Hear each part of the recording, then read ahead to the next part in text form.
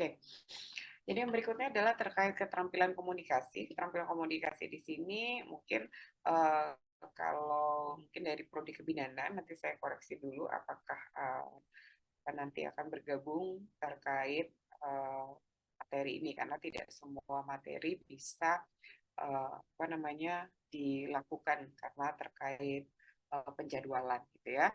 Tapi kalau yang dari prodi kedokteran nanti ada terkait keterampilan komunikasi dalam hal ini adalah bagaimana berkomunikasi dengan profesi lain. Misal dengan bidan nantinya atau misalnya dengan dokter spesialis lain, kemudian bisa juga nanti dengan perawat, bisa dengan farmasi atau dalam hal ini apoteker gitu ya. Alhamdulillah beberapa prodi memang sudah bergabung, hanya saja mungkin dalam pelaksanaannya nanti ada yang tidak bisa barengan semua gitu ya. Ini juga yang menjadi kendala karena pasti akan sangat besar jumlahnya. Ini aja dua prodi sudah ada 200-an ya. Itu. Lagi nanti ada prodi lain, hari ini ada kedokteran gigi, ada farmasi, kemudian ada teknologi kesehatan, itu ya, kesehatan. Kemudian yang berikutnya adalah terkait pembelajaran luar kelas. Jadi nanti ataupun ada proyek yang memang harus dilakukan bersama.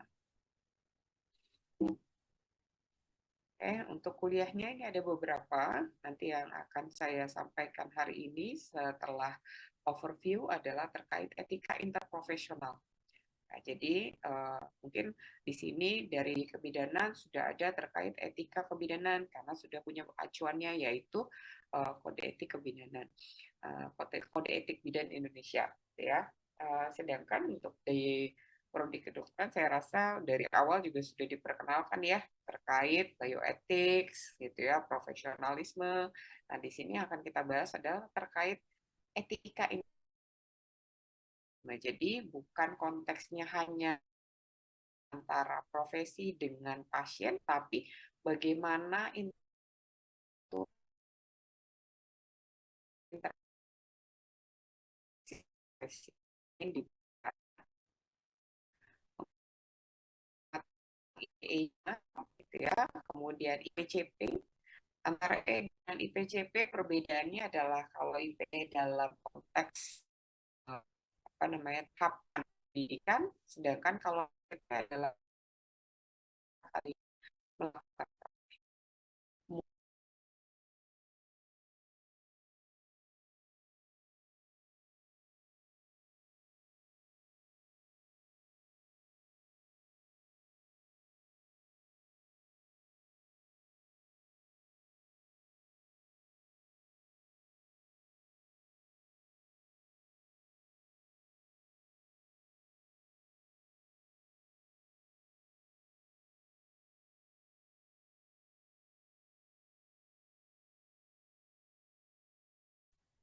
terputus kembali. Mudah-mudahan ini sudah lebih stabil.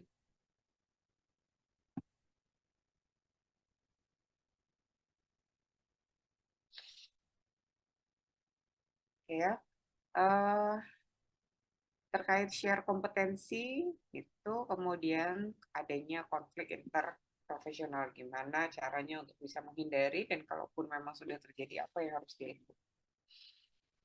Oke, untuk diskusi kelompok di sini ada 3 tema ini ya, ada 3 tema yang nanti akan bisa di apa namanya diaplikasikan pada modul ini dengan tema gawat darurat, kemudian ada terkait manajemen bencana dan juga terkait permasalahan nasional.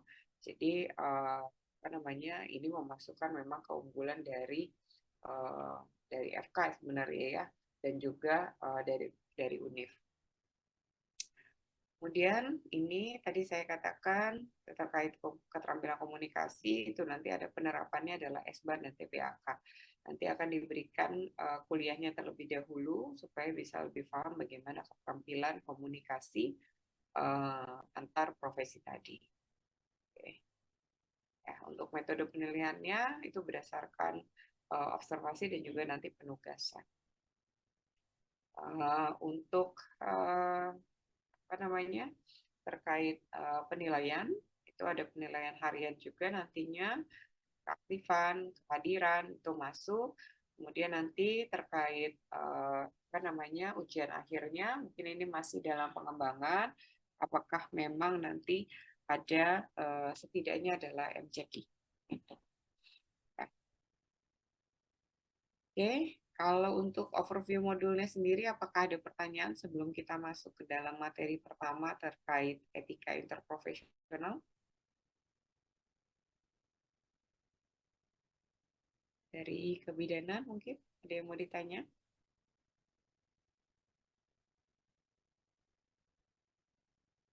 Nggak ada?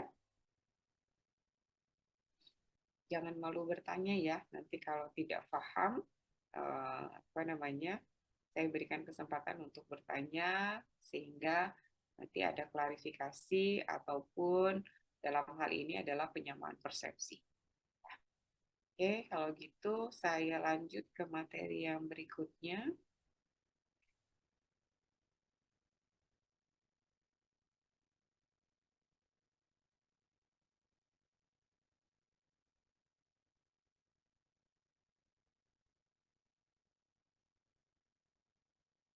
Izin dokter, Ya, ya izin Kak. izin dokter, izin memperkenalkan diri. Nama saya Adela Putri dari Fakultas Kedokteran Umum. Izin untuk bertanya dok, untuk bentuk ujiannya nanti CBT seperti biasa atau bagaimana ya dok? Ya, itu masih di apa namanya kemarin masih dibicarakan karena kan ini ada beberapa prodi gitu ya, Adel. Apa namanya apakah bentuknya CBT atau memang hanya penugasan saja gitu. Kemarin ada yang dari prodi menyarankan tetap ada MCQ-nya gitu. Baik, terima kasih banyak dokter. Karena di sini masih kesulitan gitu ya, masih kesulitan dalam hal penyamaan waktu di mana prodi yang lain itu belum memasukkan IPE itu dalam kurikulum gitu ya. Ada beberapa dalam hal ini kedokteran gigi itu sudah, tapi durasinya berbeda. Kalau di kedokteran itu kan 1 semester ya, 1 semester sekarang dari bulan September sampai ke bulan Desember gitu ya, atau awal Januari. Sedangkan di prodi yang lain itu ada yang hanya 4 minggu, ada yang 4 minggunya di awal, ada yang di tengah-tengah nanti, ada yang di akhir. Jadi makanya uh, untuk kalau prodi kedokteran memang waktunya cukup banyak gitu ya, makanya kuliahnya hanya dimasukkan dalam 1 minggu hanya 1 kali di hari Sabtu itu. Jadi kegiatannya nanti akan dilakukannya di hari Sabtu supaya prodi yang lain juga bisa ikut serta. Gitu. Jadi nanti untuk yang kedokteran nanti bisa gabung mungkin apa namanya dengan prodi kebidanan nanti akan berbeda lagi di bulan Desember misalnya sama kedokteran gigi, di bulan Oktober nanti bisa dengan prodi yang lain. Gitu. Ya. Oke, ada lagi mungkin pertanyaan?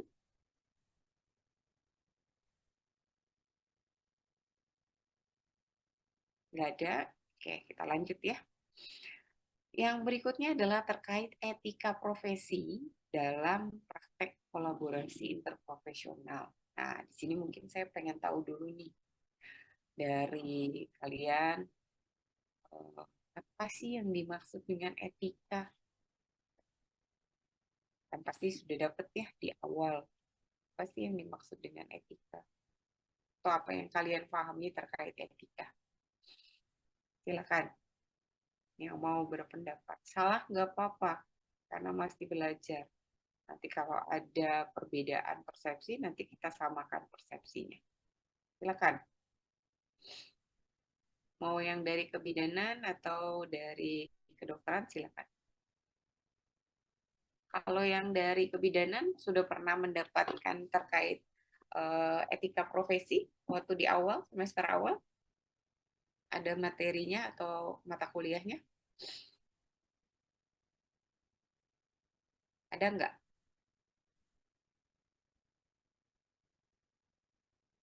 Yang dari kebidanan mungkin bisa menyampaikan atau perlu ditunjuk saja. Kalau Mutiara,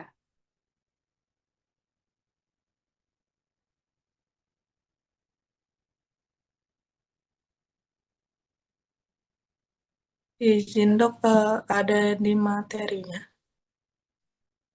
di semester berapa waktu itu materinya? Etika profesi.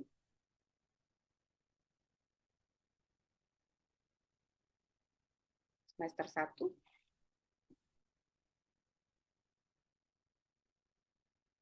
Sekarang udah semester berapa, Mutiara?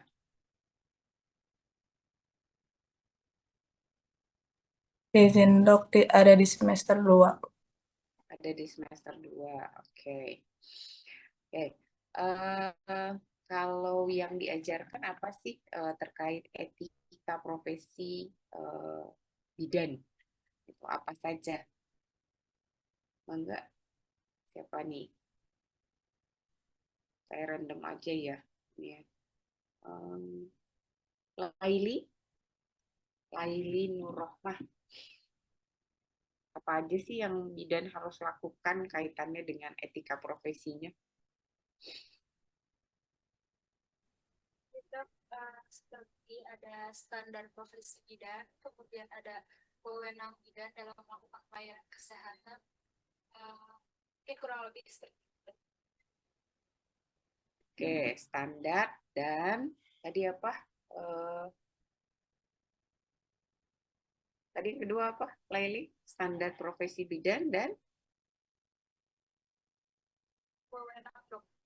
oh, kewenangan. Oke, standar profesi dan juga kewenangan. Oke. Ada lagi mungkin yang mau menambahkan kalau dari kebidanan di sini ada Bella, Bella Priscila.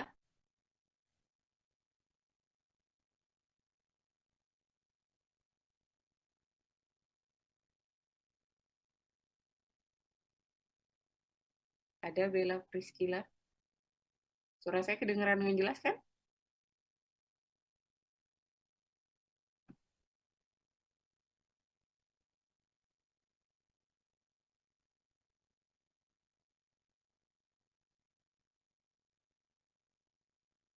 Atau yang lain boleh. Mungkin Bella nggak kedengaran suaranya saya ya. Marisa Novita, silakan.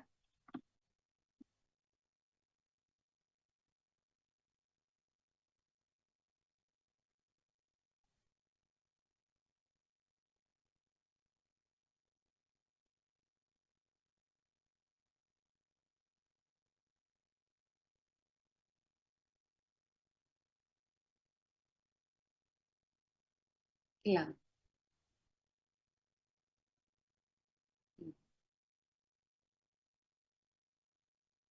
Ada lagi mungkin yang dari kebidanan yang mau membantu apa saja yang dipelajari atau apa yang dipahami terkait etika profesi bidan.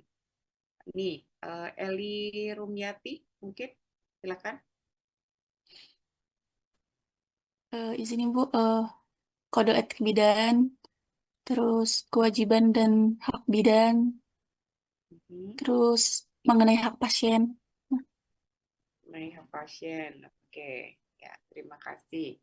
Coba kita gali lebih dalam kalau terkait hak pasien yang di apa namanya yang difahami di profesi kebidanan, gitu ya. Oke, Dinda Dindailah, silakan.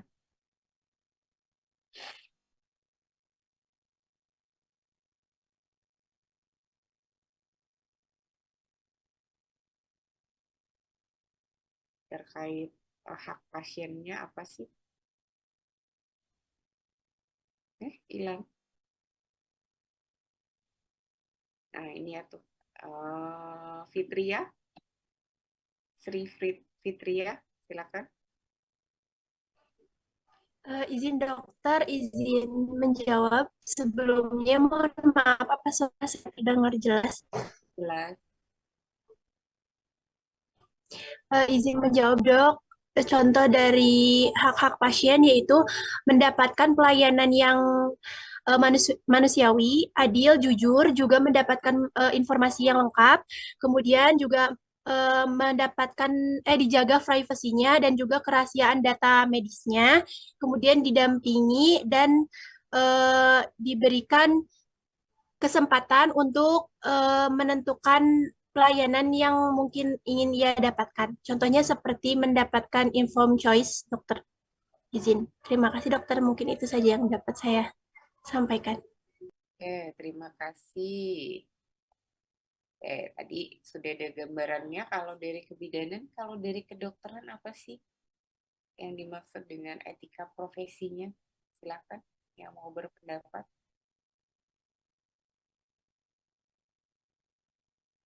Siapa dari kedokteran? Perlu ditunjuk juga.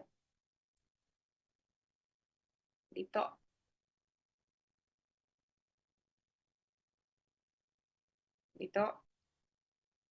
Dito Gatan. Silakan. Etika profesi kedokteran.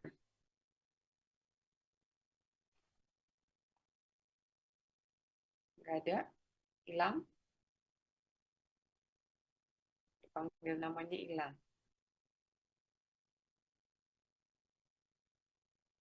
Izin dok. Ya, silakan.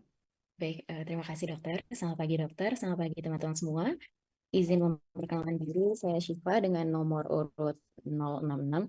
Izin untuk berpendapat dok terkait dengan etika profesi kedokteran itu merupakan bisa dibilang seperti aturan atau sikap gitu yang harus dipegang oleh seorang dokter supaya pasien ini bisa tetap aman, lalu dia juga merasa dihormati dan berperilaku adil. Nah, contoh yang sudah kami pelajari terkait dengan etika kedokteran ini, yang ada prinsip beneficent dok, yaitu berbuat baik, di mana kita sebagai seorang dokter ini harus mengusahakan kebaikan, gitu, mengusahakan yang terbaik untuk pasien. Kemudian ada non maleficent atau tidak merugikan, yang mana seorang dokter ini harus berperilaku supaya jangan sampai pasien ini tambah buruk kondisinya. Kemudian autonomi, di mana kita harus menjunjung tinggi hak pasien. Dan yang terakhir itu adalah justice. Sebagai seorang dokter, kita harus berperilaku adil kepada pasien ini. Mungkin sekian dokter dari saya. Terima kasih dok. Oke, terima kasih. Ada lagi mungkin yang mau menambahkan? Kalau yang dari kebidanan pernah mendengar tadi yang disebut sama Syifa? Ada beneficent, non-maleficent, justice, dan juga tadi otonomi. Ada pernah mendengar?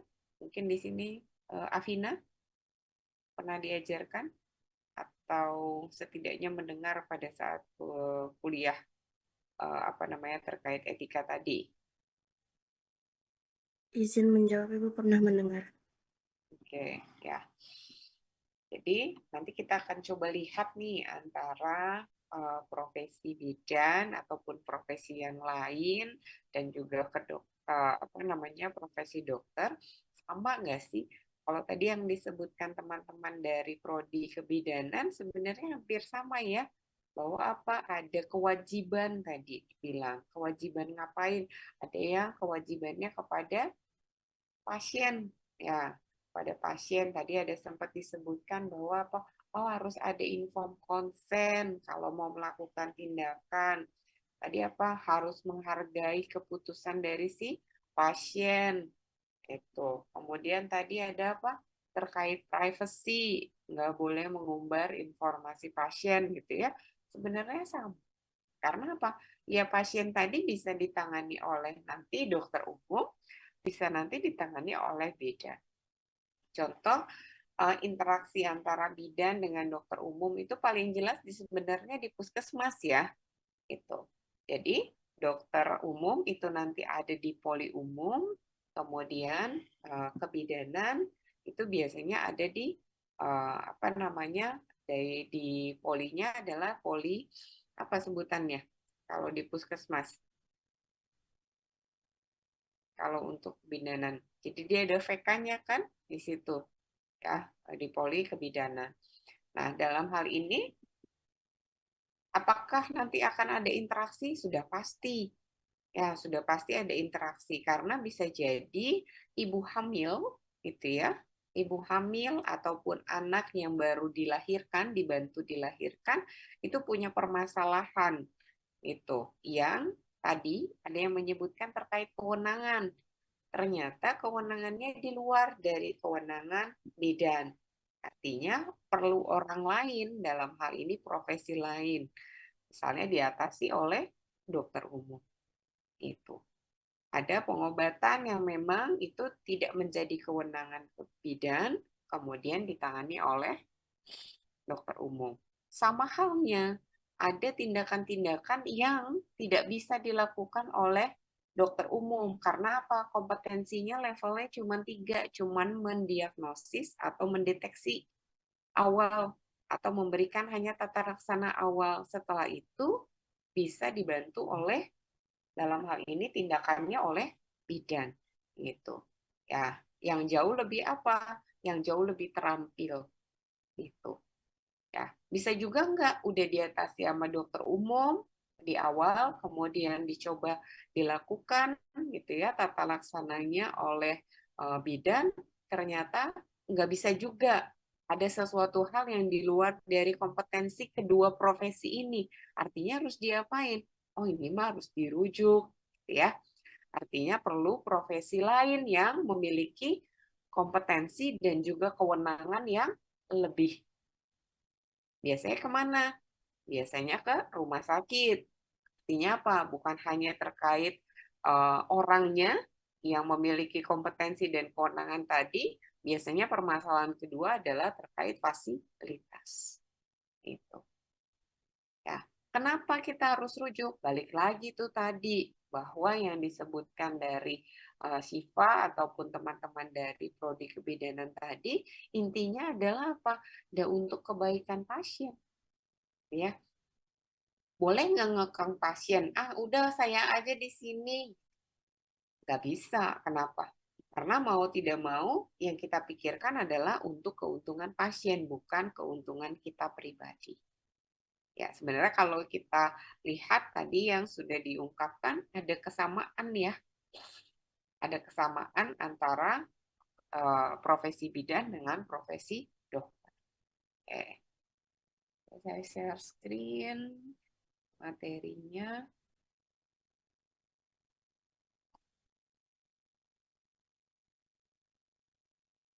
Sudah kelihatan?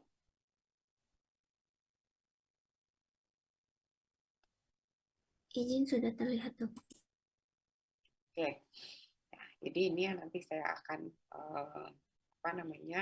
sampaikan terkait sasaran belajarnya. Yang pasti ada apa? Ketika kita praktek tentunya harus memahami apa yang diri kita harus lakukan, gitu ya. Pasti harus memahami dulu etika profesi masing-masing. Makanya tadi saya tanyakan, gimana sih kalau di kebidanan, gimana sih kalau di kedokteran? Karena yang paling utama adalah memahami etika profesi masing-masing terlebih dahulu. Karena itulah yang menjadi dasar perilaku, tadi sempat disebutkan, perilaku atau tingkah laku dari profesi tersebut. Terus yang buat tuh siapa sih aturan ini atau si etika ini? Ya, karena ini mencangkut profesi, tentunya yang membuat adalah organisasi profesi. Dalam hal ini etika bidan Indonesia tentunya dibuatnya oleh IBI, gitu ya. Sedangkan kalau dari kedokteran dibuatnya, atau kita nyebutnya KODEKI, Kode Etik Kedokteran Indonesia, dibuatnya oleh IDI. Kenapa dibuatnya sama organisasi profesi? Organisasi profesi itu adalah rumahnya kan dari profesi yang sama. Artinya orang-orang yang ada di dalamnya harus memiliki perilaku yang sama. Mau dia ada di Cimahi, mau dia ada di Papua, perilaku bidan ataupun perilaku dokter itu harus sama nggak? Harus. Jadi itu adalah sebuah standar yang ditetapkan oleh organisasi profesi. Yang di Indonesia, bidan yang ada di Indonesia dengan bidan yang ada di Singapura sama nggak? Sama. Dasar etika profesinya tentunya sama. Karena kalau etika profesi itu akan berlakunya adalah universal untuk si profesi tersebut. Meskipun organisasi profesinya berbeda, tapi inti dari apa yang harus dilakukan kepada pasien, apa yang harus dilakukan kepada teman sejawatnya, ataupun profesi yang lain, itu sama. Karena etika itu berlakunya adalah universal. Ya, jadi difahami etika berlakunya universal. Nah, mungkin di sini suka ada yang dengar nih kalimat ya gitu. Misalnya datang ke kampus gitu ya, datang ke kampus misalnya bukan buat main ya, tapi misalnya buat kuliah, tapi ada yang pakai misalnya celananya ketat banget, terus pakai bajunya crop top, misal, gitu ya. Ada yang kayak gitu. Kira-kira akan diliatin nggak sih? Itu satu diliatin. Kemudian bisa ada yang komentar, nggak punya etika banget sih pakai baju kayak begitu ke kampus. Nah, ada kan yang ngomong kayak gitu ya. Ternyata penggunaan kata etika itu nggak tepat. Karena kalau tadi kita sepakatnya apa? Etika itu berlaku universal ya. Kalau pakaian tadi itu pakai celana ketat, kemudian pakai crop top, itu digunakan oleh mahasiswa yang ada di Harvard misalnya, boleh nggak sih? Boleh-boleh aja. Mereka mau nggak masalah, apalagi pada saat summer gitu ya, udah panas, pengennya pakai bajunya yang tipis, yang banyak lubangnya gitu. Tapi kalau di kita, itu apa? Nggak enak dilihat ya. Kemudian kita punya aturan baju gitu kan untuk ke kampus atau untuk belajar. Itu bukan etika. Karena aturan di Amerika tadi ya, di Harvard sama di Unjani beda ya. Kalau di sana boleh di piercing laki-laki gitu, rambutnya dicat warna-warni juga nggak apa-apa. Di Unjani boleh nggak? Nggak boleh. Ya, gondrong aja nggak boleh gitu. Ada beberapa fakultas mungkin yang boleh. Itu kita sebut sebagai etiket. Jadi bukan etika. Ya, itu etiket. Atau bahasa Indonesianya mungkin dikenal dengan tata krama. Ya, tata krama atau sopan santun. Jadi kalau etiket itu berlakunya adalah lokal, gitu ya. Artinya bisa bervariasi.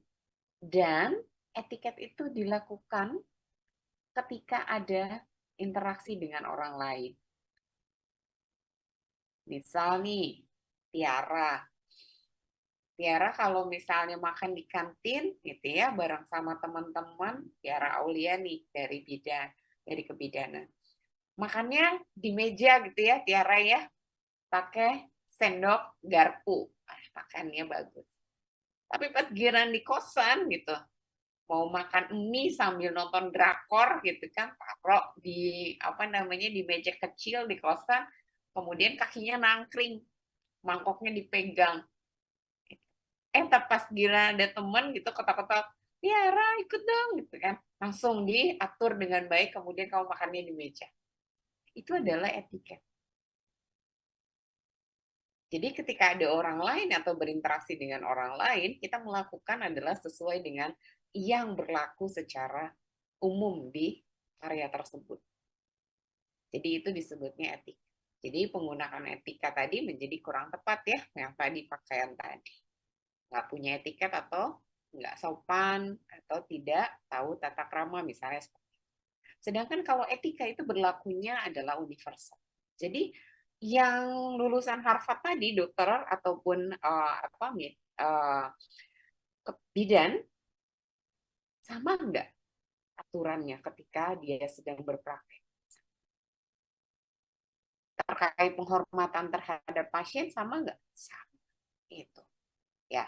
Jadi di sini sasaran belajarnya dari prodi kedokteran dan prodi kebidanan itu juga diharapkan bisa mengetahui nih, oh kayak gimana sih etika kedokteran, oh gimana sih etika bidan, kemudian melihat ada nggak sih kesamaan prinsip etika yang dimiliki oleh dokter dan juga bidan. Sehingga apa? Nantinya akan bisa memahami bahwa peran etika profesi tadi di dalam kolaborasi interprofesional itu sangat kuat. Gitu ya.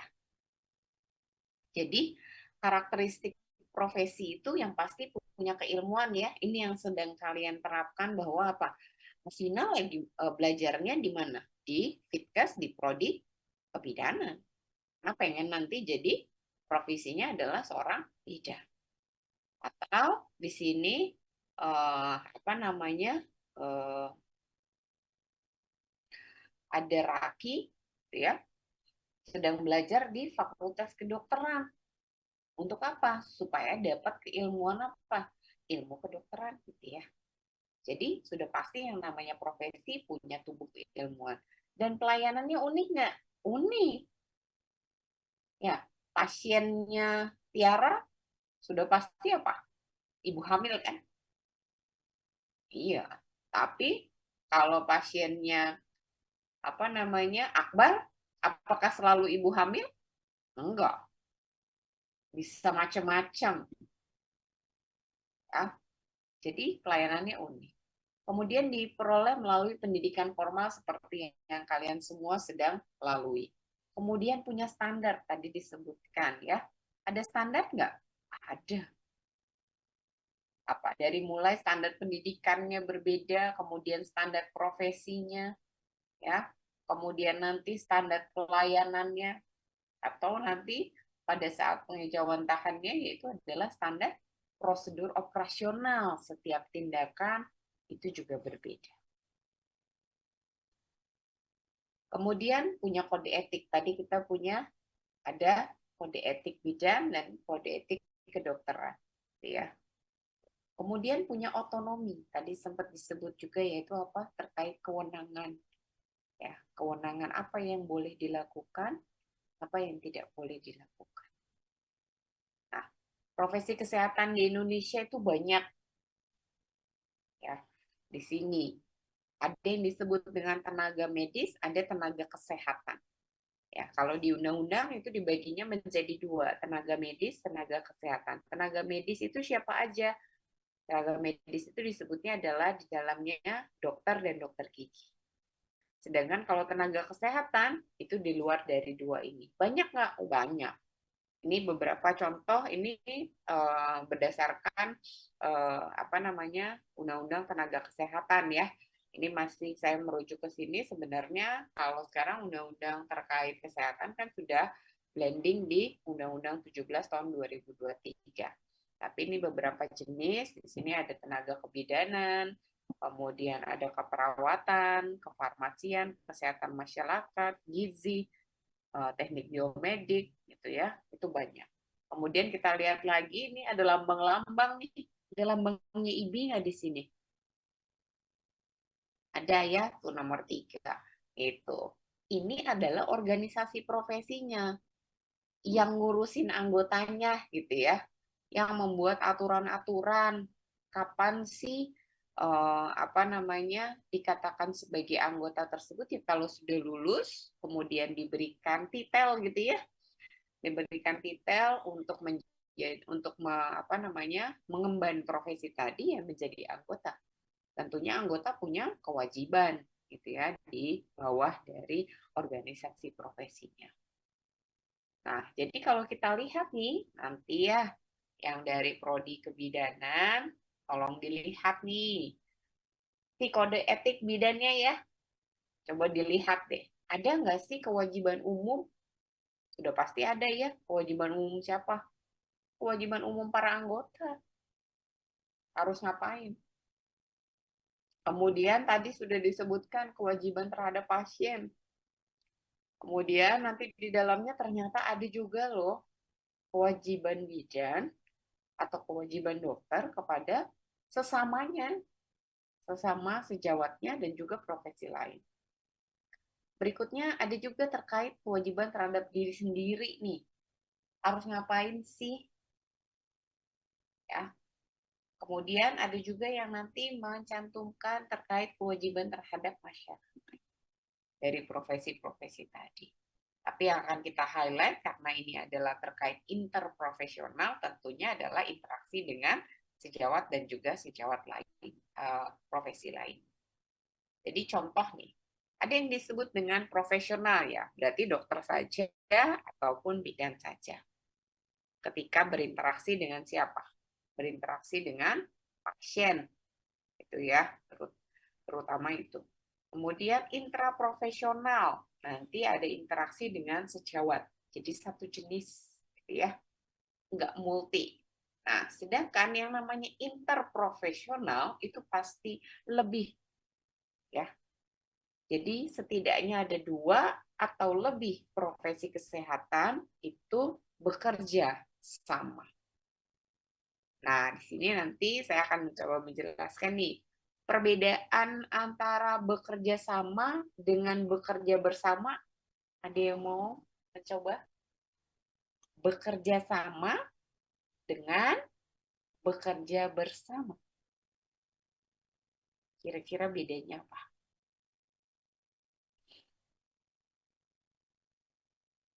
Bekerja sama dengan bekerja bersama. Coba kalau menurut Rose, ini dari Prodi Kebidanan, Rose, silakan. Bekerja sama dengan bekerja bersama. Menurut pendapatmu gimana? Ada, Rose? Izin dok, kalau izin berpendapat boleh. Iya, boleh, silakan.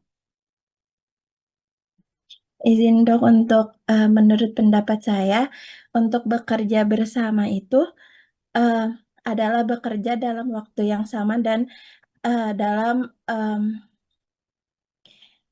situasi yang sama. Kalau bekerja sama itu bisa dengan kolaborasi dan itu tidak harus dengan langsung bertemu dengan misalnya dokter yang meminta kolaborasi melalui telepon terhadap bidan dan juga sebaliknya, misalnya bidan meminta kolaborasi dengan dokter atau meminta wewenang dokter lewat telepon. Itu yang bisa disebut dengan bekerja sama. Kalau bekerja bersama itu dalam satu waktu dan bertemu secara langsung, dok. Oke, terima kasih Aat ya. Oke, mungkin tadi Rose mau menyampaikan, silakan. Sebelumnya izin dok, perkenalkan nama saya Rosa Melisna dari program S1 Kebidanan. Izin untuk menjawab tadi pertanyaan dari dokter, apa itu perbedaan antara bekerja sama dengan bekerja bersama? Mungkin untuk pendapat dari saya, kalau misalkan bekerja sama itu seperti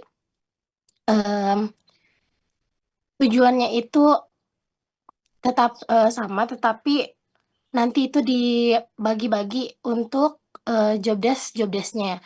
Kalau misalkan bekerja sama itu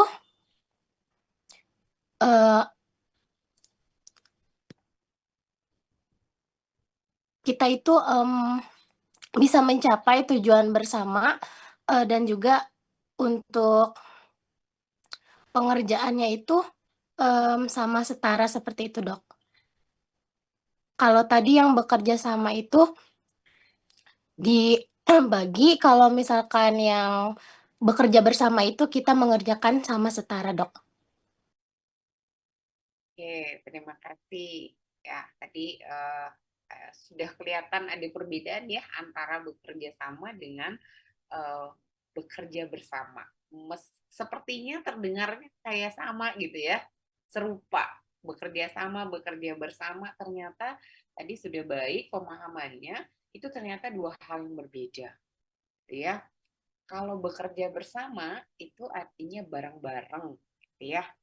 Contoh misalnya kalau dalam tahap pendidikan, kan kalian biasanya suka dapat tugas kelompok ya, itu tugas kelompok. Nah, kalau bekerja bersama adalah di dalam satu ruangan itu mengerjakan semuanya sama, mengerjakan hal yang sama gitu. Tapi sendiri-sendiri. Cuma tempatnya barengan gitu. Itu bekerja bersama.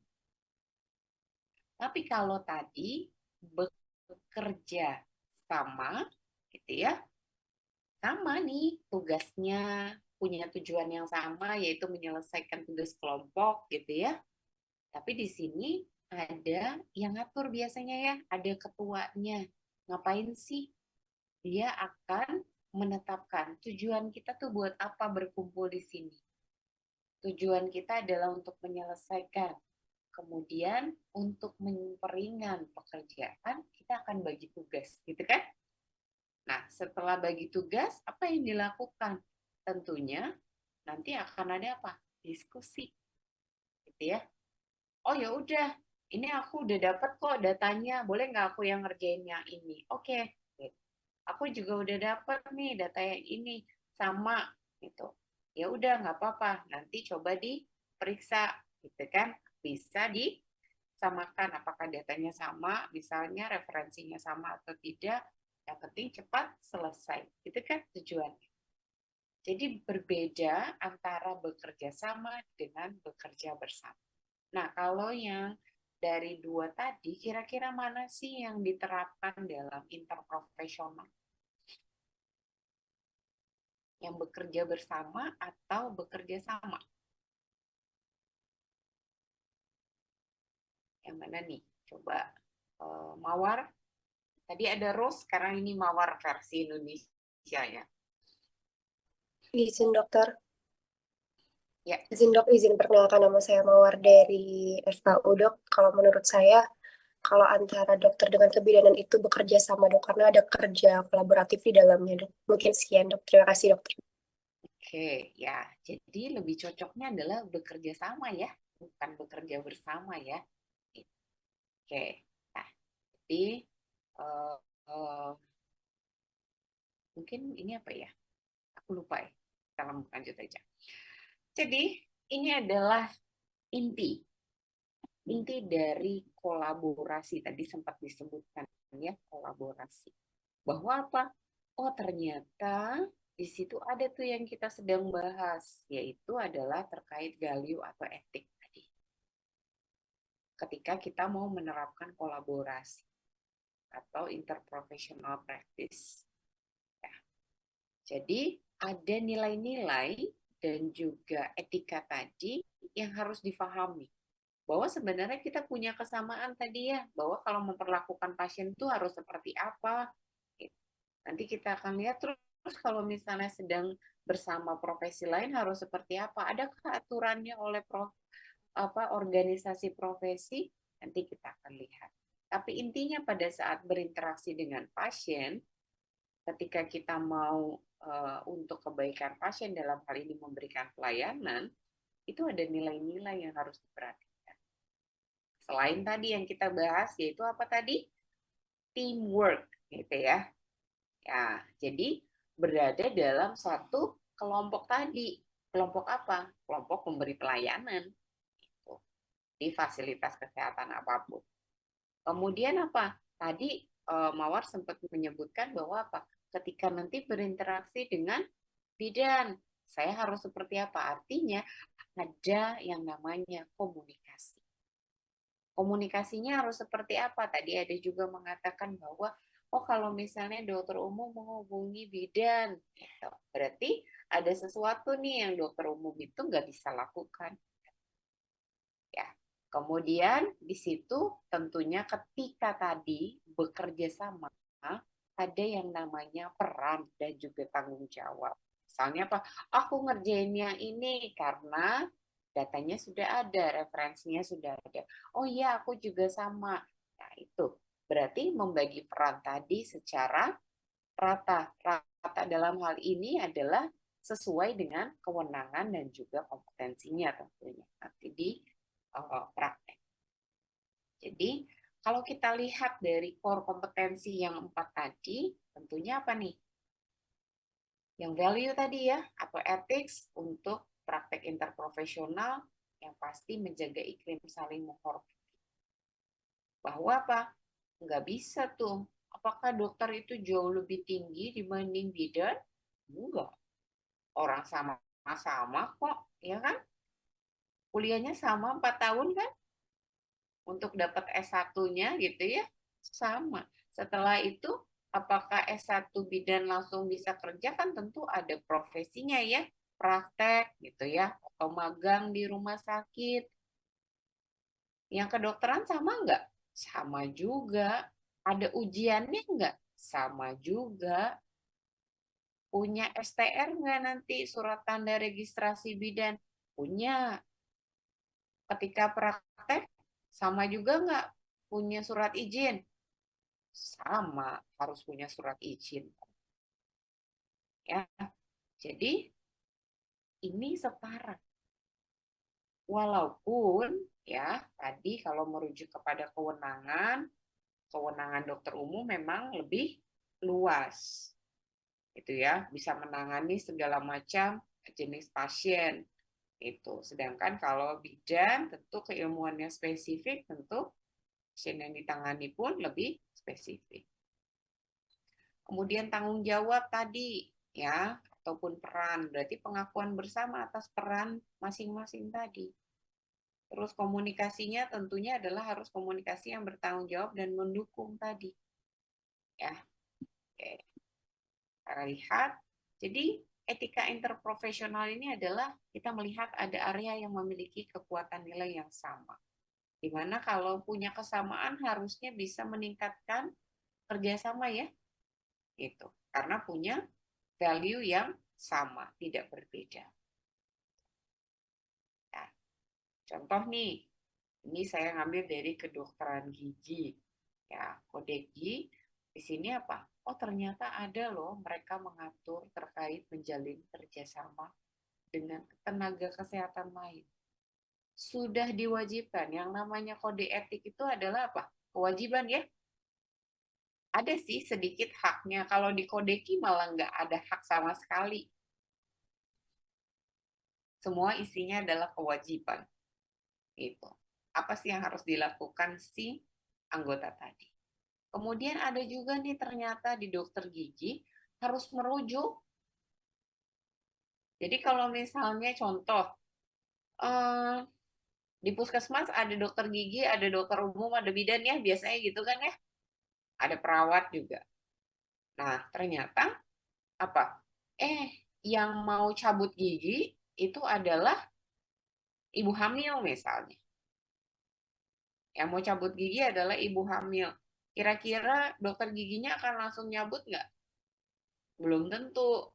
Biasanya minta tolong dicek dulu gitu kan, apakah si bayinya aman, kemudian dilihat nih apakah dia ANC-nya gitu ya di puskesmas tersebut.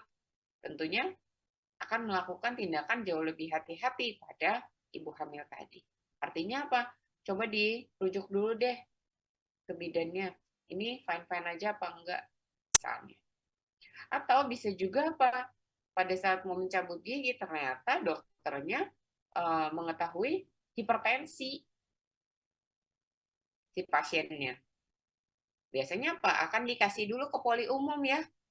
Ini boleh nggak nih dicabut? Atau dikasih dulu deh obat anti hipertensinya, berobat dulu deh ke poli umum gitu kan. Nanti kalau misalnya kondisi tensinya udah bagus, baru deh nanti datang lagi kontrol, baru bisa dicabut misalnya seperti itu. Itu contoh sederhana di vaskes tingkat pertama. Kemudian apa? Oh, kalau kita lihat nih, ketika merujuk, gitu ya, ada informasi-informasi yang memang harus disampaikan kan, supaya apa? Orang yang menerimanya paham. Bisa nggak secara verbal kalau merujuk? Boleh-boleh aja di awal, misalnya apa? Afina pada saat mau merujuk, nelfon dulu temennya yang ada di rumah sakit gitu ya, kan diterima misalnya di rumah. Telepon dulu boleh nggak? Nggak apa-apa. Oh ada kok, di sini bednya kosong, ada yang kosong, boleh. Gitu. Kemudian tetap harus secara tertulis nggak? Tetap, tertulisnya juga ada. Gitu. Ya. Jadi ini yang tadi saya sampaikan, jadi nggak boleh, sebenarnya rujuk lepas tuh boleh nggak sih? Ada istilah ya, namanya rujuk lepas gitu. Kayak tadi misalnya Afina nggak bisa nanganin, oh ini dibawa aja nih ke rumah sakit gitu. Suruh aja berangkat sendiri pasiennya. Ini boleh nggak? Nggak boleh. Ya, karena apa? Kita itu akan memberikan dalam situasi yang berbahaya kan? Artinya kalau merujuk kita nggak bisa nanganin, kemudian kita lepas lagi, bisa terjadi apa-apa di jalan. Itu.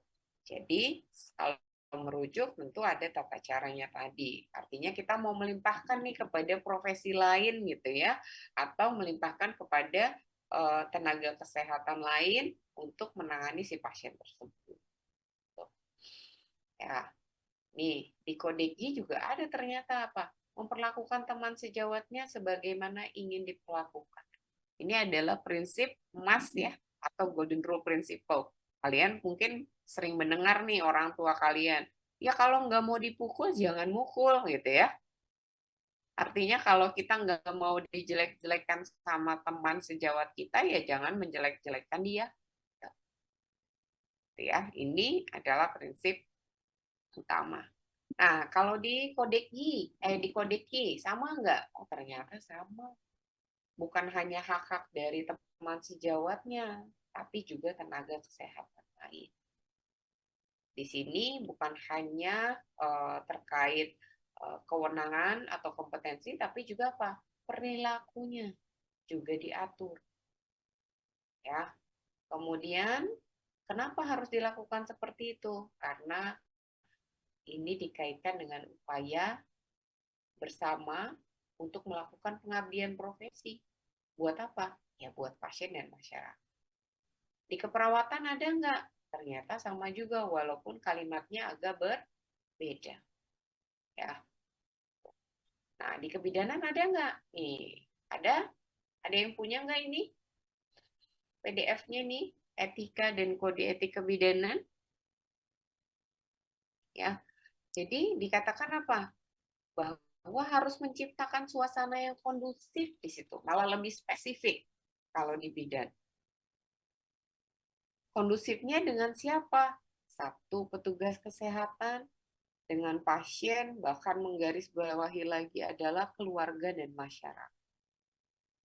Ya, kemudian terkait profesi lain gimana? Di situ juga sama, dikatakan apa? Menghormati. Bukan hanya nanti Ana gitu ya, dengan nanti Vira, bukan cuma itu saja, tapi juga dengan misalnya di sini Aisyah, ya, ataupun Zafira nanti pada saat bekerja di puskesmas, misalnya. Jadi di sini jelas disebutkan. Kemudian ada lagi nih profesi lain, contohnya dietitian. Ada yang tahu dietitian? Ahli gizi ya. Kalau sekarang disebutnya dietitian. Jadi dikatakan apa? Harus bekerja sama. Untuk apa? Tujuannya adalah tadi hanya untuk pasien dan juga masyarakat di sini. Kemudian apa? Harus menghargai disiplin ilmu lain. Gitu. Ya. Kemudian memelihara hubungan persahabatan, bahkan di sini kalimatnya lebih apa? Personal lagi ya, hubungan persahabatan. Kita lihat kalau apoteker gimana? Kalau dari bidan akan berinteraksi nggak sih dengan apoteker? Sama. Pada saat kita mau melakukan pengobatan, itu tentunya kita butuh yang namanya apoteker, ya, yang mengatur terkait farmasi atau obat-obatan. Jadi dikatakan di sini apoteker juga sama, meningkatkan hubungan. Ya, untuk apa? Supaya saling mempercayai, menghargai, menghormati. Itu. Kemudian apa? Di sini dari apoteker juga mengatakan apa? Menjauhkan diri dari tindakan atau perbuatan yang dapat mengakibatkan apa? Berkurangnya atau hilangnya kepercayaan. Ya. Jadi tadi sama, tidak menjelek-jelekan, tapi dalam bentuk kalimat yang berbeda. Fisioterapi sama nggak? Sama juga. Jadi bahwa apa? Mereka mengatakan mengakui batasan dan kewenangan profesi. Artinya tidak berdiri sendiri. pasti butuh profesi yang. Jadi kalau kita lihat tadi ya, ada standar, tadi sempat disebutkan tuh. Standar profesi dalam hal ini adalah standar minimal. Kenapa dikatakan minimal? Ya memang itulah yang setidaknya harus dikuasai. Bukan standar maksimal. Maksimal boleh nggak? Ya boleh-boleh aja. Tapi setidaknya terpenuhi standar minimal. Karena kalau minimal saja tidak terpenuhi, tentunya apa? Sudah pasti terjadi kesalahan. Ya. Jadi kalau kita lihat di sini, ini adalah persamaan ya, yang menurut Harrison dan juga Monroe dikatakan bahwa apa? Sama kok. Sama-sama apa? Harus menghormati otonomi pasien tadi ya. Kemudian demi kebaikan si pasien, nggak mau memperburuk kondisi atau menyakiti si pasien, tidak membeda-bedakan pasien atas dasar latar belakang, apa, agama, usia, ekonomi, cara bayar, ya BPJS atau tunai nggak boleh dibedakan. Kemudian apa? Menghargai si pasien itu adalah sebagai manusia, bukan objek praktek. Ya, kemudian ada virtue. Virtue itu apa sih? Rela berkorban. Kalau pasiennya nggak bisa bayar gimana? Datang nih ke prakteknya, apa namanya, misalnya praktek mandiri misalnya, praktek mandirinya anak Nur Hasanah. Ana tahu memang si pasiennya ini nggak mampu misalnya, karena misalnya cuma sebagai pemulung, kemudian datang ke praktek mandirinya anak di rumah. Bisa jadi apa? Ah, nggak usah Bu, nggak usah bayar. Pas mau bayar misalnya gitu ya, karena uangnya teh uang yang bukan uang, misal bayarnya 50.000 gitu ya. Bukan bayar dengan uang 1 lembar 50.000, tapi pakai uang 2.000-an yang udah kayak udah lecek, yang dirapi-rapihin gitu kan. Kira-kira Ana akan membebaskan atau tidak? Izin menjawab, Ibu akan membebaskan. Ya, bisa jadi seperti itu. Contoh sikap yang dilakukan oleh Ana tadi, tetap memperlakukan si ibu tadi, melakukan pemeriksaan, memberikan vitamin misalnya ya untuk kehamilannya. Itu kemudian pada saat membayar, udah Bu, ini simpan aja nanti buat uang makan. Itu adalah sikap virtue, rela berkorban. Tapi apakah semuanya digituin sama Ana? Tentu tidak. Itu ya. Ada yang menjadi hak dari Ana, yaitu apa? Ketika sudah melakukan pelayanan, hak kalian adalah mendapatkan imbalan jasa. Tapi imbalan jasa tadi bukanlah yang pertama yang harus diutamakan. Yang diutamakan pertama adalah terkait prinsip yang tadi. Sama halnya, dokter juga sama nggak kayak gitu? Ya, jadi kalau kita lihat kewajiban kepada pasien dalam hal ini, tentunya apa? Terkait otonomi tadi ya, otonomi dari pasien, kemudian beneficent, kebaikan bagi pasien, non-maleficent, jangan sampai kita menyakiti atau memperburuk kondisi, dan yang berikutnya adalah terkait justice. Nah, ini kalau kita lihat, coba perhatikan baik-baik di tabel ini saya coba untuk rangkumkan dari beberapa profesi. Ini coba kita lihat di tabel kolom ke-2 dan kolom ke-5 itu ya, antara dokter dengan bidan di sini. Ternyata kewajiban umumnya ya sama ya, di sini ada bahkan di bidan dikatakan apa? Loyalitas kolegial. Ada yang tahu loyalitas kolegial? Jadi semangat korsanya terhadap organisasi. Jadi kewajiban umum bidan di sini adalah apa? Bahwa harus loyal terhadap organisasi profesi, yaitu apa? ID. Ya, di sini juga sama, ID seperti itu. Jadi artinya nggak boleh membuat kesan buruk terhadap profesi tadi. Itu. Yaitu apa? Professional integrity. Ya. Kemudian kewajiban terhadap pasien ternyata sama ya. Ada confidentiality, responsibility, kemudian di bidang bahkan ada masuk cultural competence, yang itu di kedokteran belum ada. Ini udah sangat baik. Karena apa? Karena profesi bidan tadi itu banyak di masyarakat ya. Itu. Biasanya apa? Praktek mandiri ya. Praktek mandiri bidan. Makanya penting bagi profesi kesehatan sebenarnya untuk memahami budaya, ya, budaya masyarakat tersebut. Kemudian kewajiban terhadap sejawat itu sama ya, golden rule principle tadi ya, respect, kemudian menjaga hubungan baik atau harmoni.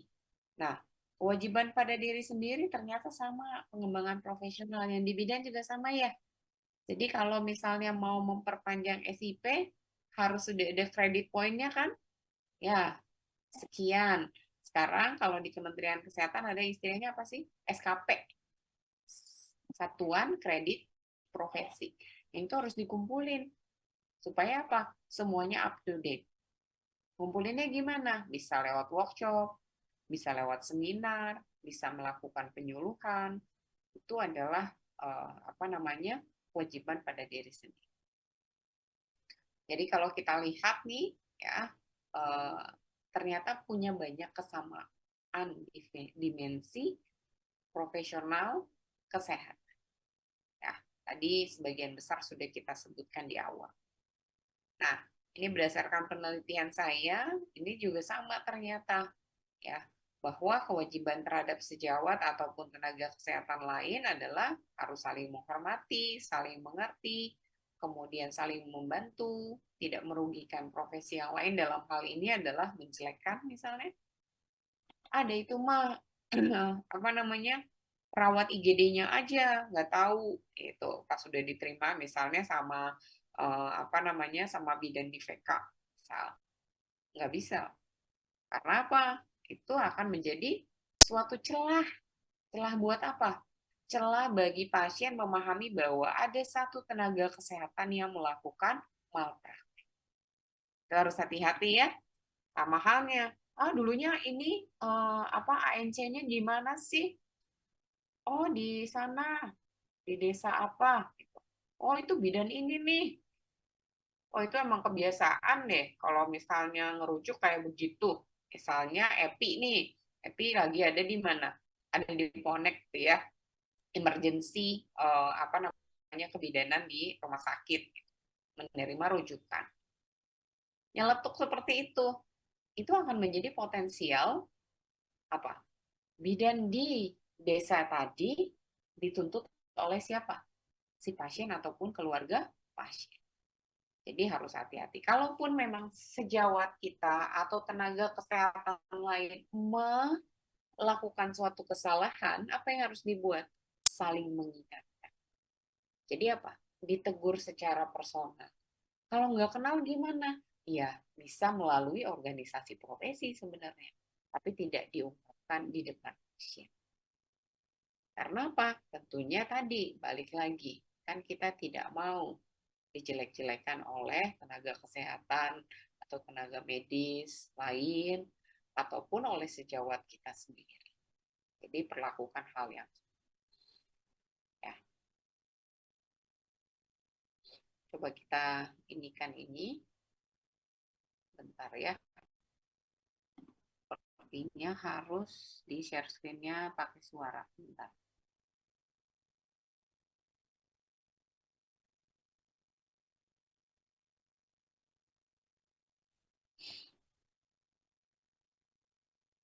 Nanti dilihat di menit 523 sampai 944. Kita ambil yang ini ya.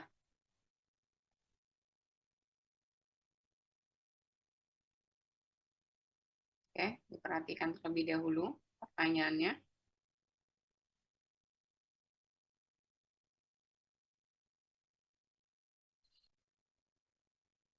Pada saat share-nya harus ada suara ya, bentar.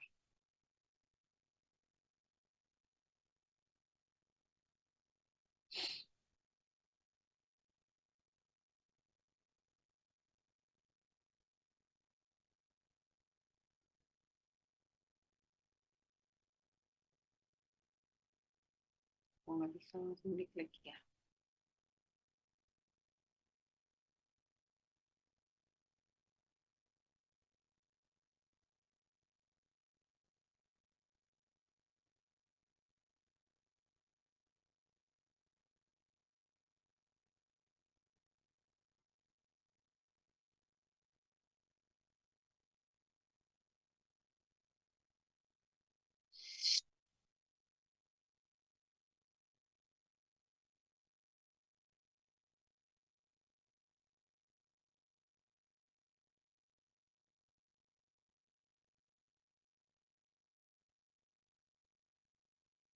To go whenever it is time to go.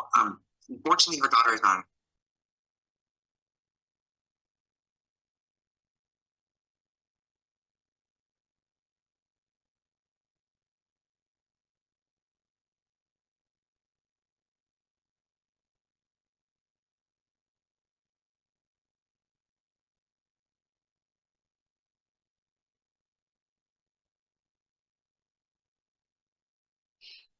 Sudah kelihatan?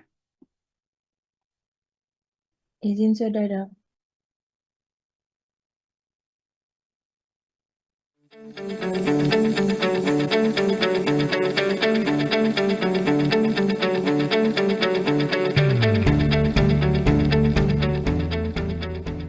Healthcare is moving toward a workforce that emphasizes teamwork competencies and working in teams of providers to optimize together in order to build a better quality.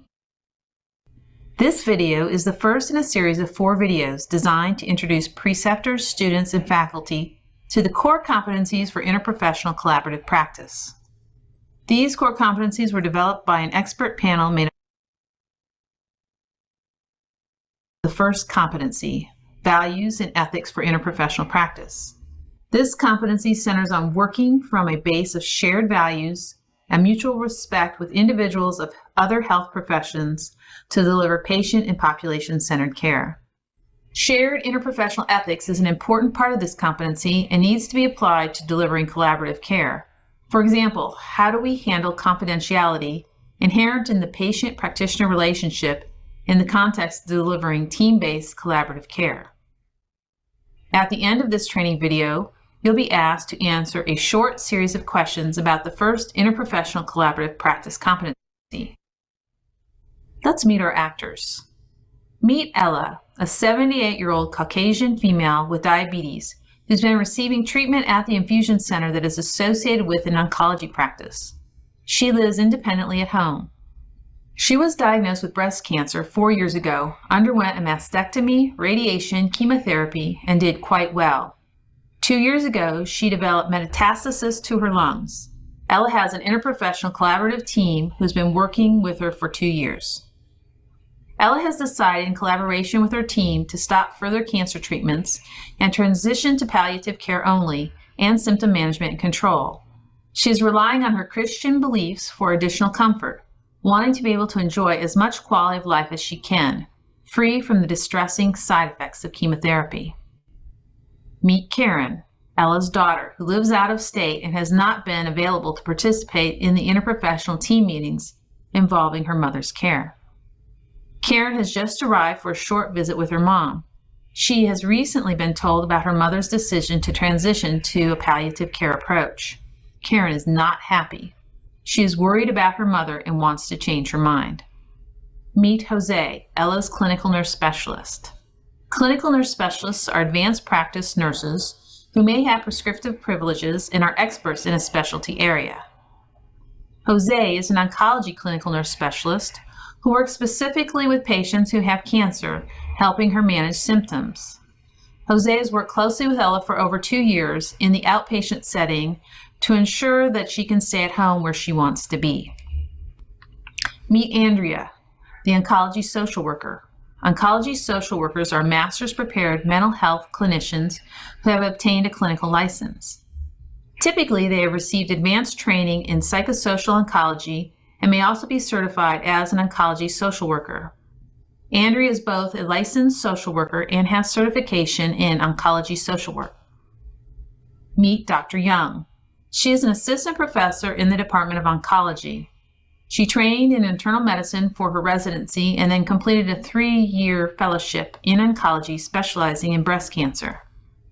She has been a practicing oncologist for 10 years and has been caring for Ella for 4 years since she was diagnosed with her cancer. Meet Dr. Lee. Dr. Lee is a board-certified oncology pharmacist with experience in palliative care. A pharmacist certified in oncology has extensive training and experience in this specialty practice and has successfully met all qualifications for board certification. Dr. Lee specializes in managing the medication treatment plan for patients with malignant diseases. My understanding from our last team meeting is that Ella has made the decision to transition to palliative care only and does not want to receive any further chemo. We will need to focus her care solely on pain and symptom management, comfort, and psychosocial care. Yes, Ella feels that the chemotherapy side effects prevent her from living the life that she wants in the time that she has left. She's clearly stated she does not want further treatment. She is cognitively competent to make this decision and is very much aware exactly of what this means. Spiritually, she feels that she's ready to go whenever it is time to go. Unfortunately, her daughter is not in agreement. She arrived yesterday and did not seem very happy with the decision. She fears that we've given up on her mother. You know, I've had a chance to review Ella's chemotherapeutic regimen as well as the other medications to assess whether any dosage adjustments are needed to help her better tolerate the treatment. She's already receiving all the medications necessary to help minimize toxicity from the chemo. Unfortunately, she continues to experience side effects from the treatment. Dr. Lee, I appreciate your assessment of Ella's response to her chemo regimen. While there appears to be some concern about Ella's decision, Andrea, have you had a chance to meet with Ellen and her daughter? Do you think that we should have a family conference with them? I did meet with Karen, Ella's daughter, when she arrived, and she's frightened about losing her mother and is trying to understand how her mom came to this decision. Because she is from out of town, the decision felt abrupt to her. She expressed concern that we are not doing all we can for her mom. She's afraid that her mom is giving up. She wants to make sure that all treatment options have been explored. This is a very common reaction for family members at the prospect of losing a loved one. I'm trying to be supportive of Karen's concern while also being sensitive to Ella's very personal decision. Ella told me that when her sister was facing losing her life from cancer, she chose to have everything done, and she really suffered. Ella has made it very clear that she does not want that or for her family to experience that. I think that we should have a family conference to help facilitate the conversation. Let me ask Ella if that's what she wants to do. I think that's a great idea. It appears that her daughter Karen may not be supportive of this decision. Asking Ella will honor her right to direct her care. Agreed, but we all need to be on the same page prior to this family meeting. Perhaps we should have a team meeting first. Let's try for 2 p.m. today. I'll make contact with the palliative care consult service to see if they can join us as well. You know, I'll be glad to address Karen's concerns about her mother's chemo regimen and the toxicities that she's been experiencing, despite all measures at the family conference. Great, and I will check with the infusion center nurse and staff to see if they think there is anyone else that should be included in this discussion. Oh, and I'll make sure everyone knows about the 2 p.m. planning meeting. In addition, I will make sure that everyone knows about the agenda. Let me make sure you are okay with what I'm going to say. This meeting is to discuss Ella's decision to go to the palliative care route. We're going to discuss what palliative care means, what Ella indicated she wants, her cognitive status. We're going to discuss any team members' concerns regarding this decision. Oh, also, we are proposing to meet with Ella and Karen to ensure that they know the team supports Ella's decision. Does that sound right? You got it. Great. This is a patient decision, and we need to make sure that we respect her decision and that she can trust us to support her decision. Getting together and talking this out will make our team stronger moving forward. Agreed. You know, perhaps this conference will give us an opportunity to assess both Ella's readiness and Karen's acceptance of her mother's medication for pain and symptom control. Yes, that sounds good. Andrea, if Ellen and Karen agree to have a family conference, will you be willing to co-facilitate with me? I would be glad to. I will speak with Ella, and if she wants to have the family conference, I will talk to both Ella and Karen to identify their concerns and make sure that they are brought up during the family conference. Also, I will see if there is anybody else they would like to have at the conference, such as another relative or their clergy. It is very important that we support the family through this transition.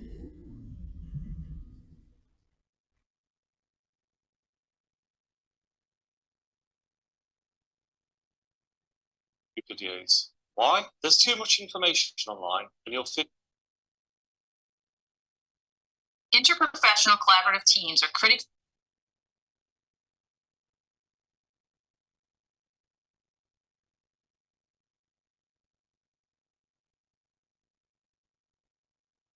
Oke, tadi ada setting di rumah sakit ya. Di situ kita lihat ada suatu permasalahan yang cukup kompleks karena pasiennya juga permasalahannya cukup kompleks, yaitu apa? Ada cancer, gitu ya. Sudah dilakukan tata laksana, tapi ternyata metastasis atau perluasan, gitu ya. Setelah sekian tahun, yang si pasien juga menderita diabetes. Di sini kita lihat ada keinginan pasien untuk apa? Menghentikan kemoterapinya. Padahal kalau dari sisi kita sebagai tenaga kesehatan apa sih? Sebisa mungkin kita memberikan yang maksimal ya. Itu apapun yang bisa kita lakukan. Ternyata itu bertentangan dengan keinginan dari si pasien. Bahkan anaknya pun sebenarnya sama siapa? Sama dengan tenaga kesehatan ya. Maunya apa? Ya maksimal. Ternyata pas dilihat ada aspek-aspek lain gitu ya. Jadi dalam hal ini bukan hanya menghargai keinginan di pasien, kemudian ternyata kualitas hidup yang diinginkan oleh pasien berbeda dengan versi tenaga kesehatan ya. Itu. Jadi ternyata tenaga kesehatan ini harus bisa menghargai tadi kepada si pasien. Kemudian kita lihat lagi dari interaksi tadi, ada dokter, ada perawat, ada farmasi tadi ya, ada farmasi apoteker klinis kita sebutnya, kemudian ada pekerja sosial dalam hal ini yang berinteraksi dengan keluarga. Nah, kalau kalian lihat bagaimana cara mereka berkomunikasi, itu tidak ada yang menekankan, gitu ya, tidak ada yang menekankan bahwa sayalah yang paling penting. Tapi mereka punya bagian sendiri-sendiri. Nah, kalau di sini yang menjadi leadernya siapa? Kalau tadi kita lihat di video. Siapa? Leadernya yang mana?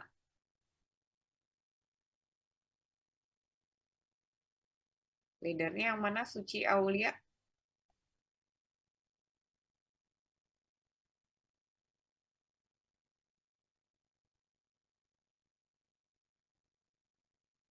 Masih di mute? Izin dokter, untuk suaranya di sini nggak terlalu terdengar dokter, di laptop saya putus-putus dok. Yang jadi leader timnya tadi siapa, Aulia? Izin dokter spesialis onkologinya dok. Oke, dokter spesialis onkologinya. Tapi di sini kita lihat meskipun dia adalah seorang dokter spesialis, tapi dia tidak mengatur ya. Kita lihat, dia tidak mengatur, dia memberikan kesempatan setiap anggota timnya untuk mengungkapkan ya versinya masing-masing, memberikan kesempatan ya, memberikan kesempatan masing-masing tim tadi, anggota timnya untuk mengungkapkan apa sih rencana kalian. Bahkan dia juga bukan istilahnya yang segala tahu, gitu ya. Tetap menanyakan terakhir kondisinya bagaimana sih dengan keluarganya, gimana sih dengan anaknya. Karena ada anggota tim lain yang jauh lebih memahami. Kemudian dia yang memutuskan, oke, kalau begitu kita sepakat. Nah, di sini kita lihat bahwa contoh si tim leader tadi itu dia menghargai masing-masing profesi tadi memiliki kewenangan dan kewajiban terhadap pasien. Ya, bisa dilihat tadi interaksinya. Jadi nggak ada tuh ngikut aja. Jadi di sini tidak ada yang namanya profesi dokter lebih tinggi dibanding profesi yang lain, enggak. Kalau kita lihat tadi sama, ya bahkan harus bisa memfasilitasi tujuannya adalah tadi dia bilang, tujuannya adalah untuk Ella. Tadi ya. Jadi untuk si pasien itu. Jadi bahkan tadi yang terakhir adalah nurse-nya ya atau perawatnya, dia merekap, oh jadi oke, pertemuan ini adalah untuk ini. Kemudian oke, setuju. Bahkan bukan si dokternya yang menyebutkan tujuan dari pertemuan tadi. Tapi diberikan kesempatan tim yang lain untuk bisa merangkum apa tujuan tadi. Gitu ya. Oke, kita lanjut. Tinggal sedikit lagi.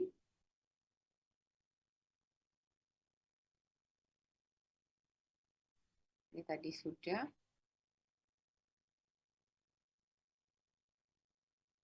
Oke ya. Jadi ini adalah tahapan. Yang tahapan pertama ini adalah yang sedang kalian lalui terkait paparan, value, dan juga etik, bukan hanya terkait profesi masing-masing, tapi di sini juga diperkenalkan terkait etika profesi yang lain. Ya, jadi apa? Diharapkan exposure ini atau paparan-paparan tadi itu bisa memberikan gambaran bagi kalian bagaimana sih kita mengidentifikasi isu etik. Nanti pada fase kedua, yaitu nanti pada saat tahapan profesi, tentunya apa? Menggunakan sensitivitas kalian untuk mendeteksi isu etik yang terjadi pada saat praktek, gitu ya. Dalam hal ini melihatkan supervisor kalian, gitu ya, supervisor atau guru kalian berinteraksi dengan berinteraksi dengan pasien itu seperti apa, berinteraksi dengan tenaga kesehatan lain seperti apa, itu yang akan membuat kita lebih mendalami. Nanti pada fase berikutnya adalah kompetensi, yaitu pada saat nanti kalian berpraktek, itulah yang harus kalian terapkan. Jadi fase pertama itu dipaparkan secara teori ataupun berdasarkan ilustrasi. Fase kedua, kalian nanti akan melihat langsung nih bagaimana role model kalian atau supervisor atau dosen kalian berinteraksi dengan pasien ataupun tenaga kesehatan lain. Nah, fase ketiga, kalian sendiri yang menerapkan. Jadi mendemonstrasikan, gitu ya. Kemudian terkait komunikasi tadi, artikulasi artinya kita sendiri harus bisa berkomunikasi dengan baik. Kemudian nanti bagaimana kita bisa berkomunikasi dengan pasien, melihat bagaimana role model kita yang nantinya kita akan terapkan. Nah, untuk kolaborasi juga sama, kalian dalam tahapan fase pertama nih, interaksi antara prodi kedokteran dengan prodi yang nantinya pada saat di rumah sakit, biasanya di Dustira pasti akan ketemu ya, bisa. Nanti di mana? Di bagian objin, atau di VK misalnya, ataupun di IGD itu nanti akan ketemu. Yang nantinya ketika bekerja di rumah sakit juga pasti akan bersih. Jadi ini ya konteksnya pertama adalah panduannya dulu yang tadi kalian sebutkan, yaitu terkait kode etik. Itu ada panduannya yang harus diikuti, kemudian dilakukan karena apa? Membentuk pola perilaku tadi supaya terbiasa. Ya, supaya terbiasa sehingga apa?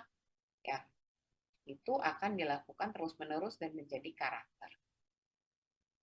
Jadi jangan ada yang merasa bahwa profesi lain itu jauh lebih tinggi atau merasa profesinya menjadi lebih rendah dibanding yang lain. Nah, ini biasanya ada beberapa isu nih, isu-isu etik yang ada dalam kolaborasi interprofesional. Biasanya apa? Interprofesional mistrust, nggak percaya. Atau stereotyping yang tadi saya katakan bahwa yang satu merasa lebih penting dibanding profesi yang lain. Kemudian tidak menghargai, lack of respect. Kemudian bahasa, ya, cara berkomunikasi. Kalau kita lihat tadi dokter spesialisnya dia tidak menyebutkan atau mengeluarkan kata-kata yang merendahkan, gitu ya, kepada anggota tim lainnya. Atau menganggap pendapat dari anggota tim lainnya itu tidak berharga, tidak ada. Kemudian tidak tampak terkait hierarki ya. Nah, ini biasanya suka susah. Nah, ini masih banyak sekali di Indonesia, hierarki. Artinya apa? Yang satu profesinya menganggap dirinya lebih tinggi sehingga kesannya adalah bukan menanyakan pendapat atau meminta saran, tapi jadi jatuhnya adalah menyuruh atau menginstruksikan. Kalau menginstruksikan, kalian bisa bantah nggak? Jadi nggak bisa ya. Karena apa? Satu arah. Padahal yang kita inginkan adalah dua arah seperti tadi di dalam video. Ya, pengennya dua arah. Pendapatmu bagaimana? Oke, pendapatmu bagaimana? Bisa jadi kita akan apa? Oh ya sudah, oke, kita ambil titik tengahnya seperti ini. Sama seperti yang tadi sedang dilakukan oleh tim tadi. Bisakah kita memfasilitasi keinginan pasien? Artinya dua arah, bukan cuma satu. Power struggles ini juga sama, overriding authority ini juga sama, terkait hierarki, jadi ada yang merasa lebih tinggi. Dan yang berikutnya adalah lack of supporting policy. Dalam hal ini di dalam fasilitas kesehatannya, ternyata aturannya juga mendukung hierarki tadi. Jelas, kalau kayak gitu kolaborasinya nggak akan jalan. Nah, jadi itu adalah barrier. Nah, jadi ini ada satu ungkapan dari suatu artikel, gitu ya. Ini mengeluarkan satu kalimat yang menurut saya ini bagus, gitu ya. Jadi true interprofessionalism atau interprofesionalisme yang sesungguhnya itu bukan hanya meletakkan kalian nih di sini dari prodi kebidanan dengan prodi kedokteran dalam satu tempat pembelajaran atau dalam satu kelas. Tapi interprofesionalisme yang sejati itu adalah harus memiliki share kompetensi, share ethics dan juga value, atau memiliki kesamaan etik atau kode etik atau prinsip etik tadi, dan juga memiliki nilai-nilai. Oke, ada pertanyaan mungkin? Jadi ingat ya, mau nanti profesinya sebagai bidan, sebagai dokter, nanti ada perawat, ada apoteker, ternyata punya kesamaan. Kesamaannya apa tadi? Baik itu nilai ataupun etik. Oke. Ada yang mau ditanyakan mungkin? Ada yang belum jelas? Diam artinya bingung atau enggak? Oke, silakan. Terus. Assalamualaikum warahmatullahi wabarakatuh, Dok.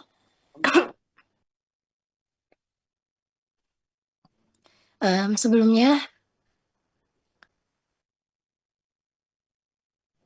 saya dari Prodi S1 Kebidanan, izin bertanya, Dok, mengenai tadi yang sudah dijelaskan. Kan kita itu, setiap profesi itu ada kewenangannya masing-masing ya, Dok. Nah, bagaimana jika di rumah sakit itu,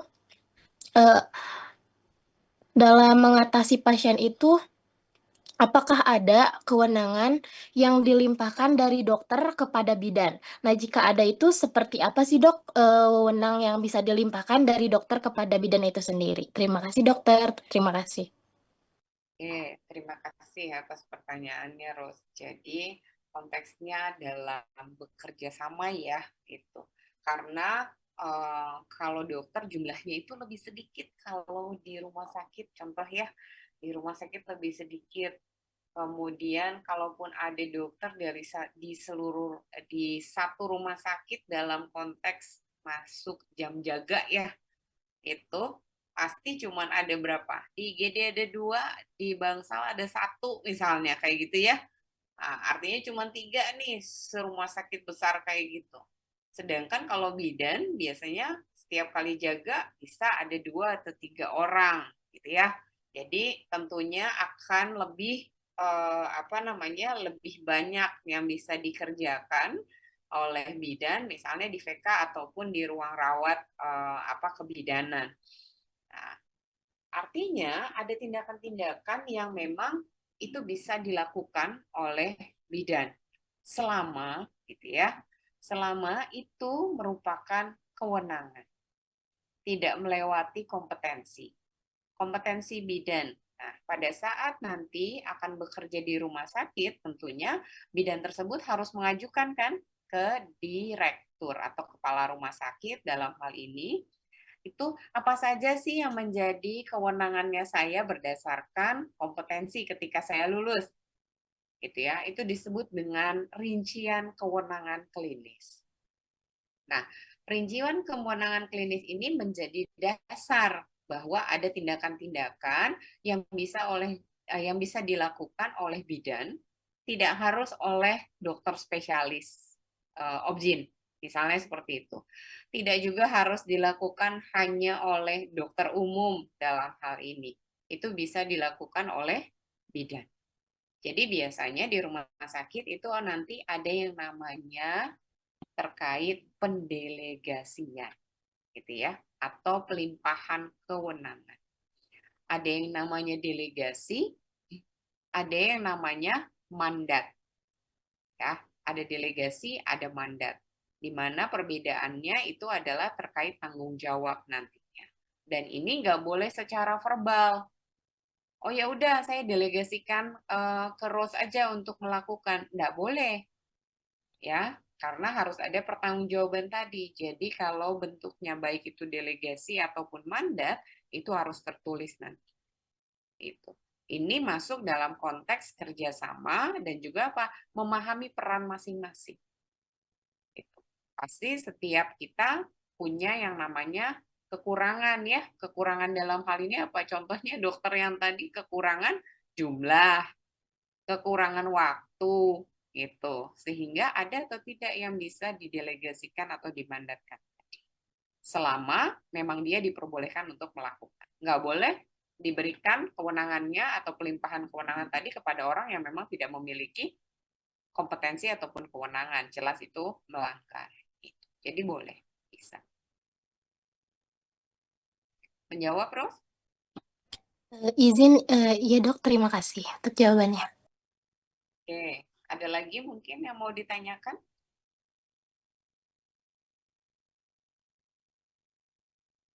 Sudah cukup paham terkait etika interprofesional? Sudah kebayang?